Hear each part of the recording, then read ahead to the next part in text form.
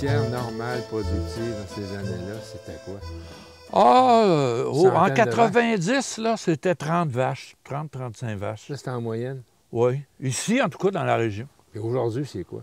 Aujourd'hui, la moyenne au Québec, c'est 70, mais il y a des fermes de 1000 vaches. Tu sais, dans la région de Victoriaville, il y a des fermes de 1000 vaches actuellement. Ouais. Et là, les producteurs laitiers, qui jusqu'à date étaient relativement confortables à cause de la gestion de l'offre, sont de plus en plus, eux aussi, grugés parce que ça prend de plus en plus des grosses fermes, des gros quotas. Et ça, le système de quotas avec le prix qu'il faut payer pour un quota, là, tu sais, l'équivalent d'à peu près, aujourd'hui, c'est 26 000 pour une vache.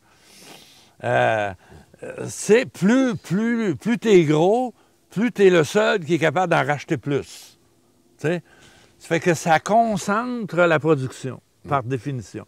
Tu sais, dans le domaine du poulet, par exemple, des œufs, il reste une centaine de producteurs. Parce qu'ils ont des centaines de milliers de volailles dans des bâtisses.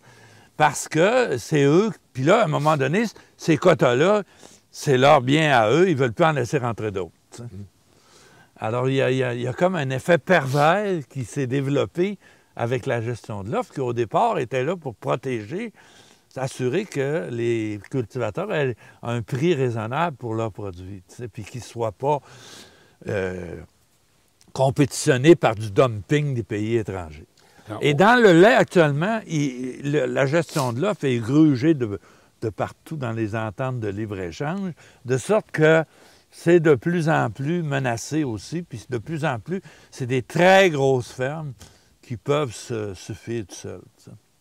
La commission Pronovo, qui était sur l'avenir de l'agriculture, qui s'est promenée à travers tout le Québec, il y a eu 800 mémoires, qui a fait un rapport qui était foncièrement les mêmes revendications que ce que l'Union paysanne avait établi. Ça ne soulevait pas par ailleurs, ce rapport Pronovo-là, la question de l'accès à la terre, de la possibilité pour de la relève agricole?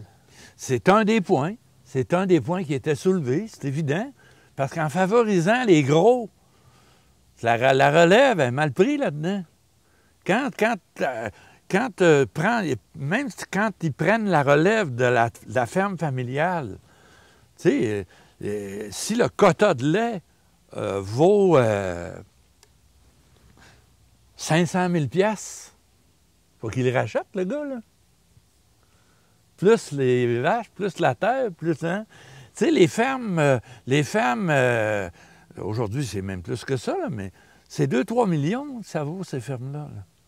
Alors, un jeune qui prend ça, là, il est endetté pour le restant de ses jours, tu sais.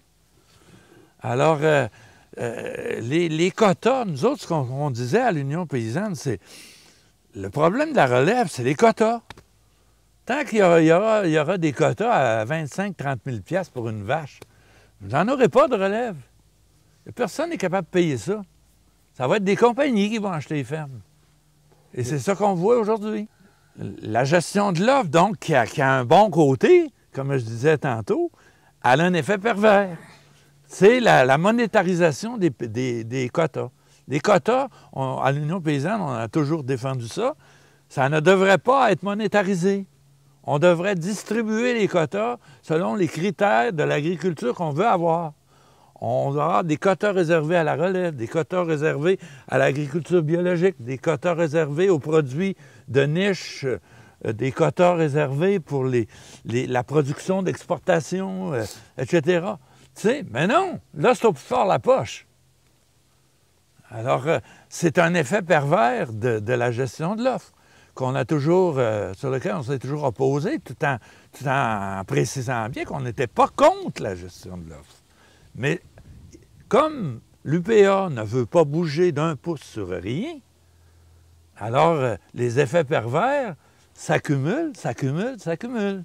Et là, on est rendu qu'on a des grandes compagnies qui veulent acheter les fermes.